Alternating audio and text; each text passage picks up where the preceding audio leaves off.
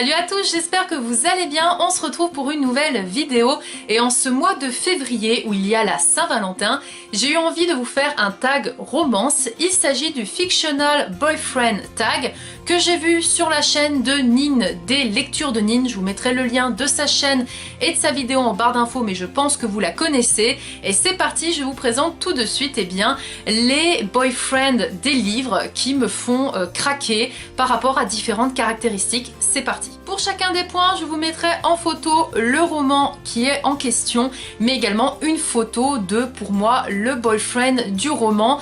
Voilà comment je l'imagine physiquement. Et c'est parti, on commence tout de suite avec le tout premier. Il s'agit du plus romantique. J'ai tout de suite trouvé le plus romantique dès la première seconde. Il s'agit de Ridge, du roman Maybe Someday de Colleen Hoover, publié aux éditions Hugo Roman. Je n'ai pas pu en mettre un autre parce que Ridge, pour moi, c'est le mec romantique pour différents points. Déjà, la romance tourne autour de la musique et je trouve que la musique, il n'y a rien de tel pour me faire fondre. Mais en plus de ça, eh bien, Ridge est un guitariste, donc voilà, c'est un musicien et moi les musiciens je trouve ça super craquant, mais en plus de ça il a une petite particularité qui fait que je le trouve d'autant plus attachant parce qu'il arrive à communiquer ses émotions de différentes manières. Je ne vous dirai pas sa particularité parce que si vous n'avez pas lu le roman, je trouve ça plus agréable de le découvrir lorsque vous plongez dans l'histoire, mais pour moi Ridge vraiment c'est mon coup de cœur. D'ailleurs Maybe Someday c'est un de mes tout gros coups de cœur de tous les temps. Et Ridge, eh bien, je suis tombée tout simplement amoureuse de ce personnage. Le deuxième point, c'est le sombre, mystérieux, mais à bon fond. Je vais peut-être me faire lyncher, mais pour moi, il s'agit de Maven, qui est dans Red Queen de Victoria Aveyard, publié aux éditions MSK. C'est un personnage qui, pour la plupart des personnes, est exécrable, détestable au plus haut point, parce que c'est un méchant, mais justement, ok, il est sombre, il est mystérieux, mais je suis sûre, même si on l'a pas totalement vu dans les 3 tomes de Red Queen, je suis sûre qu'en vérité, il a bon fond, c'est juste un incompris qui a été bousillé dans sa vie. Mais moi, Maven me fait craquer. Quand je lisais Red Queen, c'était pas du tout son frère qui me plaisait, mais bien Maven, je sais pas, il a un côté bad boy que j'adore tout simplement. Et voilà, je pense que ça va en surprendre plus d'un que je cite Maven de Red Queen, mais voilà, moi je sais que c'est un personnage qui me plaît énormément, et même s'il est horrible, même s'il a fait des choses qui sont impardonnables, il y a un côté mystérieux qui pour moi me fait fondre. On passe au troisième boyfriend, et là c'est un aussi de mes préférés, de toute façon je crois qu'en fait c'est tous mes préférés dans ceux que je vais vous citer, on peut le dire. Le paranormal, je n'ai pas pu citer un autre homme que celui-ci, il s'agit bien sûr de Jace, de la saga The Mortal Instruments de Cassandra Clare, publiée aux éditions Pocket Jeunesse. Jace. Alors déjà moi physiquement c'est celui du film, hein, c'est pas celui de la série je l'aime pas du tout, physiquement c'est pas mon style, mais celui du film je vous assure que cet acteur me fait craquer, il a quelque chose.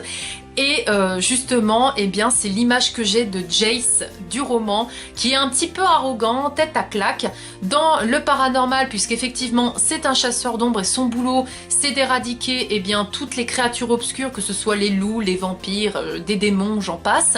Et voilà, il est quand même super sexy, on peut le dire, parce que justement il est arrogant, donc il dégage quelque chose, il dégage un sacré charme. Et moi je suis red dingue en tout cas de Jace. Quatrième, celui que tu veux apprivoiser, il s'agit de Archer de Archer's Voice de Mia Sheridan, publié aux éditions Hugo Roman.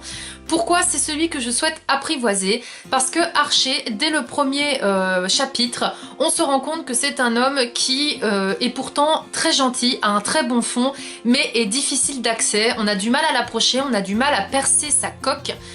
Puisqu'il a construit un mur qui le sépare des autres, il se montre hyper distant, hyper froid, alors que pourtant il a un grand cœur, et c'est pourquoi c'est celui que j'aimerais apprivoiser pour justement eh bien, lui faire casser ses murs, ses remparts, et pouvoir découvrir sa personne, parce que je suis tombée amoureuse de Archer. Le cinquième, il s'agit de celui de ta friendzone. Alors la friendzone, c'est les amis qui sont autour des personnages principaux. Et là, c'est pareil, je n'ai pas besoin de réfléchir à 10 fois. Pour moi, il s'agit de Newt de la saga Le Labyrinthe de James Dashner, publié aux éditions Pocket Jeunesse. Dès le premier tome, et même dans le film, ça s'est confirmé, j'ai eu un coup de cœur pour Newt. Déjà de 1, j'adore l'acteur et physiquement, je trouve qu'il représente bien Newt. Et en plus de ça, c'est un gars que je trouve génial, qui est toujours à l'écoute de Thomas, saga qui est là. En fait, c'est un petit peu celui qui a le bon sens, celui qui calme les gens quand ils commencent à s'exciter et à partir dans tous les sens. Lui, non, il est posé, il est réfléchi, c'est un ami fidèle et moi, il me fait craquer ce Newt. Le 6e, c'était le plus dur, il s'agit de ton âme sœur. Et en y réfléchissant bien, je pense avoir été assez explicite à ce sujet. Il s'agit bien sûr de Garrett, de la saga Off Campus de Ellie Kennedy dans le premier tome, The Deal, publié aux éditions Hugo Roman, parce que Garrett, ça a été un coup de foudre, ce mec. J'ai adoré sa façon de rire, sa façon de draguer et de taquiner Anna dans le premier tome. Et une chose est sûre en tout cas, c'est que c'est un de mes personnages que j'ai le plus aimé au niveau masculin. C'est vraiment un de mes boyfriends que je garde dans mes bouquins parce que ça a été un très gros coup de foudre. Et d'ailleurs, vous pouvez être sûr que c'est un roman que je compte relire, que ce soit en français ou même encore le découvrir en anglais. On passe au 7e, celui avec lequel tu aimerais t'enfuir. Et j'ai pensé bien à Mozart de la saga Phobos de Victor Dixon. Alors mon cœur a pendant un bon moment jonglé dans cette saga entre Marcus et Mozart, mais plus j'avançais dans la saga et surtout dans le second tome, ça s'est confirmé, plus je me suis rendu compte que c'est Mozart qui m'a fait vraiment craquer. C'est un personnage que, voilà, on sait qu'il a un passé un peu compliqué, on sait que c'est pas un ange, c'est un petit peu un bad boy aussi, mais il est super gentil, il est super bienveillant envers les autres, et donc c'est avec plaisir que je partirai avec Mozart, parce que je me dis, vu qu'il est parti sur Mars, et bien m'enfuir avec lui, ce serait pour des aventures exaltantes, excitantes et passionnantes. Le 8e, c'est celui avec lequel tu partirais n'importe où à l'aventure, et j'ai choisi Bellamy de la saga Les 100 de Cass Morgan, publié aux éditions Robert Laffont dans leur collection R. Bellamy, c'est un des personnages aussi que j'aime beaucoup. Alors oui, pareil, au début, c'est un peu une tête à claque, on n'aime pas forcément ce personnage, mais franchement, je me dis, le mec, il a réussi quand même à vivre dans l'espace, à survivre surtout, à venir sur Terre et à s'en sortir encore une fois indemne. Donc pour moi, c'est un mec au niveau aventure, je pense qu'il a un sacré bagage et que si je pars à l'aventure avec lui, je ne risquerai pas grand-chose puisqu'il s'y connaît. Il sait un petit peu faire comme Koh-Lanta, on va dire, et je lui ferai totalement confiance. Et en plus de ça, soyons honnêtes, Bellamy est très séduisant. Le 9e, celui avec qui tu aimerais être coincé sur une île déserte.